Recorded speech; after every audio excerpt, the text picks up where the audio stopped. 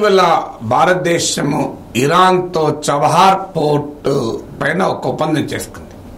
ఈ ఒప్పందం మనకు చాలా కీలకం. ఎందుకంటే పాకిస్తాన్ బైపాస్ చేస్తూ మనము మధ్య ఆసియా, సెంట్రల్ ఏషియా రిపబ్లిక్స్ అయినటువంటి తుర్క్మెనిస్తాన్, ఉజ్బెకిస్తాన్, కిర్గిస్తాన్ ఇలాంటి రిపబ్లిక్స్, ఈ దేశాలు సెంట్రల్ ఏషియన్ కంట్రీస్తో మనము ట్రేడ్ జరపడానికి చాలా చాలా కీలకం. ఇది గతంలో అమెరికా ఆంక్షల వల్ల మన ఈ చబహార్ పోర్ట్లో ఇన్వాల్వ్మెంట్ ఆ మధ్య తగ్గించుకున్నా కూడా ఇప్పుడు ఇటీవల భారతదేశం ఇరాన్తో ఒప్పందం చేసుకుంది.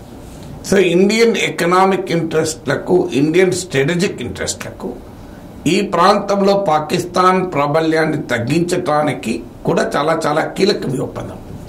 ఈ ఒప్పందం చేసుకున్నందుకు అమెరికా మన దేశాన్ని హెచ్చరించింది.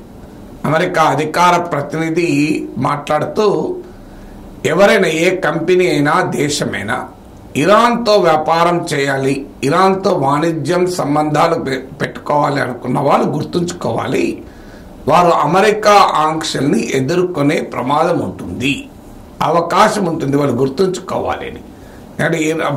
భారతదేశము ఒక స్వతంత్ర దేశం గనక ఇరాన్తో బైలేటరల్ రిలేషన్, ద్వైపాక్షిక సంబంధాలు పెట్టుకునే హక్కు ఆ దేశానికి ఉంది. ఈ భారతదేశం తన సొంత విదేశాంగ విధానాన్ని అనుసరించే హక్కు ఉంది అని చెప్తూనే, కానీ అమెరికా ఇరాన్ పైన ఆంక్షలు విధించింది కనుక ఇరాన్తో ఎవరైనా ట్రేడ్ రిలేషన్స్ పెట్టుకుంటే ఆ కంపెనీ కానీ దేశం కానీ ఆంక్షల్ని ఎదుర్కోవాల్సి ఉంటుంది అనేది మర్చిపోకూడదు అన్నారు. అంటే అమెరికా శత్రువులతో భారతదేశం సంబంధాలు పెట్టుకోవద్దు, కానీ భారతదేశం శత్రువులతో మాత్రం అమెరికా పీకల దాకా సంబంధాలు పెట్టుకుంటుంది. ఇప్పుడు పాకిస్తాన్కు అమెరికా F-16 లాంటి యుద్ధ విమానాలు ఇస్తుంది, పాకిస్తాన్ ఆర్మ్స్ మోడర్నైజేషన్కు సహకరిస్తుంది. సో అమెరికాకు మరి పాకిస్తాన్కు సంబంధాలు ఎలా ఉన్నాయి?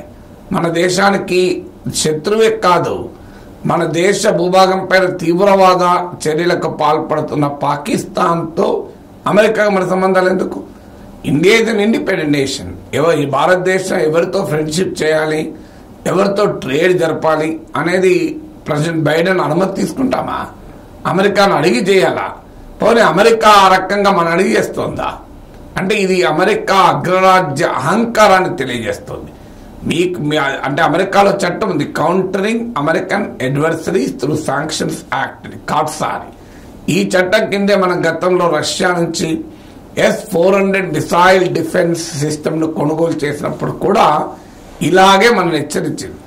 కానీ మన దేశం నిలబడింది గనక ఆఖరికి ఆ S-400 మిసైల్ డిఫెన్స్ ఎక్విప్మెంట్ మనం కొన్నా మనను ఎగ్జెప్ట్ చేశారు.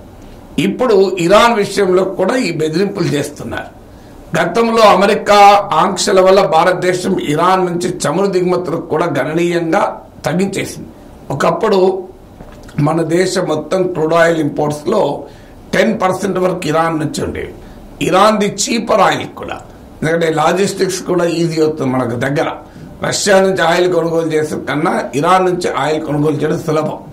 కానీ అమెరికా ఆంక్షల వల్ల మనం ఇరాన్ నుంచి ఆయిల్ ఇంపోర్ట్ తగ్గించుకొని 0కి వచ్చింది, 10% 0కి వచ్చింది. అలాగే రష్యా యుక్రెయిన్ వార్ సమయంలో కూడా రష్యా డిస్కౌంట్కు ఆయిల్ అమ్ముతుంటే భారతదేశం కొనుగోలు చేసింది. దానిపై కూడా అమెరికా, యూరోపియన్ దేశాలు ఇలాగే అల్లరి చేశాయి. అప్పుడు మన విదేశాంగ మంత్రి జయశంకర్ మాట అన్నాడు, మీరు ఒక పూట కొనే ఆయిల్ మేము నెలలో కూడా కొనడం లేదు అని. అంటే యూరోపియన్ కంట్రీస్ ఏమో రష్యా నుంచి ఆయిల్ దిగుమతి చేసుకుంటారు, మనం మాత్రం చేసుకోకూడదు. సో ఈ అగ్రరాజ్య అహంకారం అనేది ఎట్టి పరిస్థితుల్లో యాక్సెప్ట్ చేయకూడదు. సో దీన్ని భారతదేశం చాలా సీరియస్గా కౌంటర్ చేయాలి. అమెరికా చట్టాలు అమెరికాకు వర్తిస్తాయి, ఇండియాకి ఎందుకు వర్తిస్తాయి? అమెరికా ఎవరితో ఫ్రెండ్షిప్ చేయాలి, ఎవరితో ఫ్రెండ్షిప్ చేయకూడదు, దట్ ఈస్ అమెరికాస్ ప్రియారిటీ. ఆ ఫ్రెండ్షిప్ వల్ల అమెరికాకి ఏమైనా నష్టం కలిగితే ఎస్, మా దేశానికి నష్టం కలుగుతుంది కనుక మేము రియాక్ట్ అవుతున్నామంటే అర్థం ఉంది. కానీ మీ దేశానికి ఎలాంటి నష్టము లేని మా దేశానికి ఆర్థికంగా ప్రయోజనం కలిగించే పని మేం చేస్తారంటే ఒక స్వతంత్ర దేశాన్ని ఈ రకంగా హెచ్చరించడం, బెదిరించడం, బ్లాక్మెయిల్ చేయడం కిందకి వస్తుంది. This bullying tactics.